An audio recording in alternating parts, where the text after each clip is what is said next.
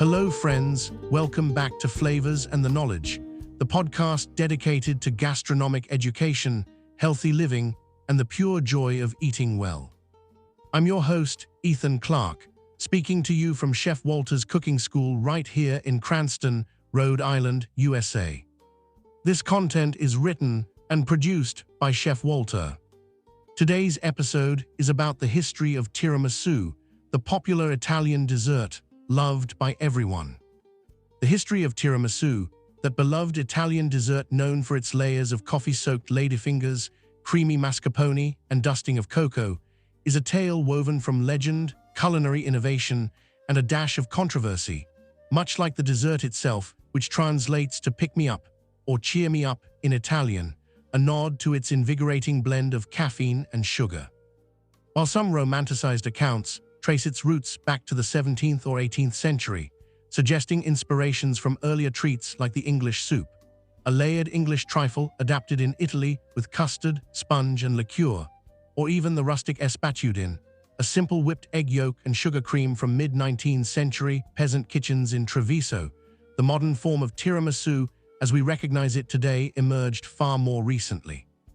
In the post-World War II era of northern Italy's Veneto and Friuli-Venezia Giulia regions, these ancestral desserts provided the foundational elements: the custard-like richness, the soaking of biscuits, and the energizing additions.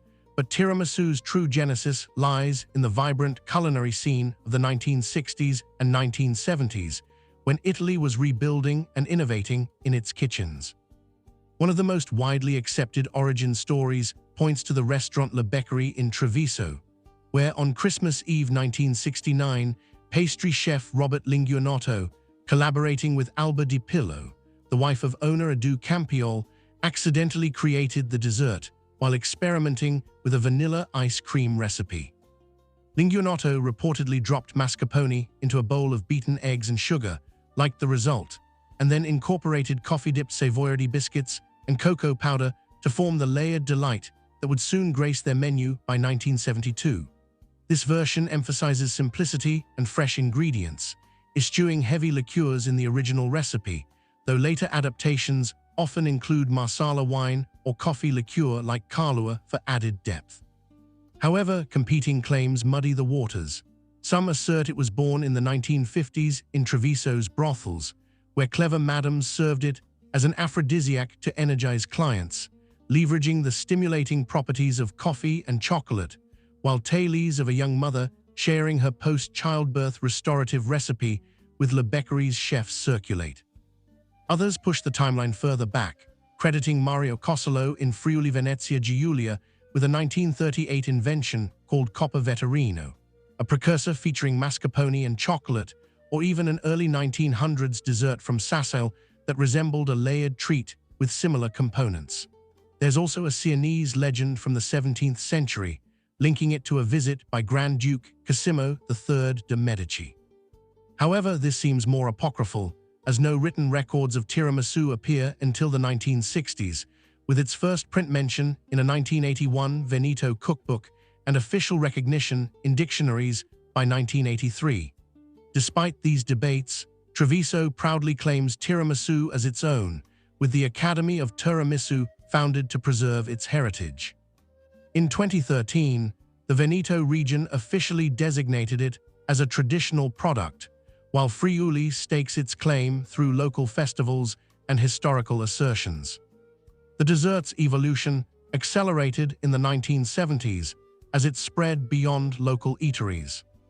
By the 1980s, tiramisu had conquered international palates, particularly in the United States, where Italian immigrants and restaurateurs like Walter Potenza of homonymous Walters and Lidia Bastianich introduced it at their restaurants in Providence and New York in 1981, sparking a craze that saw it featured in newspapers as an obsession by 1989, with variations popping up in San Francisco and beyond. This surge in popularity coincided with the global rise of Italian cuisine, fueled by media, cookbooks, and the dessert's approachable no-bake preparation, making it a staple in home kitchens worldwide. Over time, tiramisu has inspired countless innovations, from fruit-infused versions with strawberries or limoncello for a lighter twist, to vegan adaptations using aquafaba and coconut cream, and even savory interpretations in modern gastronomy, though purists decry deviations from the classic six-ingredient formula: savourity, mascarpone, coffee, eggs, sugar, and cocoa. Its journey from a humble Treviso invention to a global icon reflects Italy's knack for transforming simple, regional fare into timeless pleasures, celebrated annually at events like the Tiramisu World Cup in Treviso, where enthusiasts compete to craft the best original and creative versions.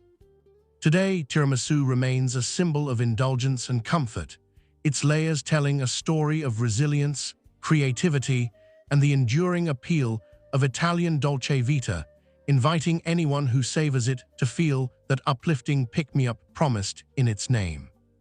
In conclusion, dear listeners, I would like to remind you that all our podcasts are featured on all your preferred platforms. Please join us for the next round for another exciting and educational content. You can join us and take cooking classes at our school if you live in the New England area to certainly elevate your talent. For recipes regarding this episode, please visit our Flavors and Knowledge newsletter for the free download. All links and details will be in the show notes. If you are planning a vacation, please consider joining Chef Walter's food and wine tour to Italy. Lastly, if you are in the kitchen, keep your eyes on the fire. Thanks for the privilege of your time. This podcast is produced and published by Sim Val Media Group, USA.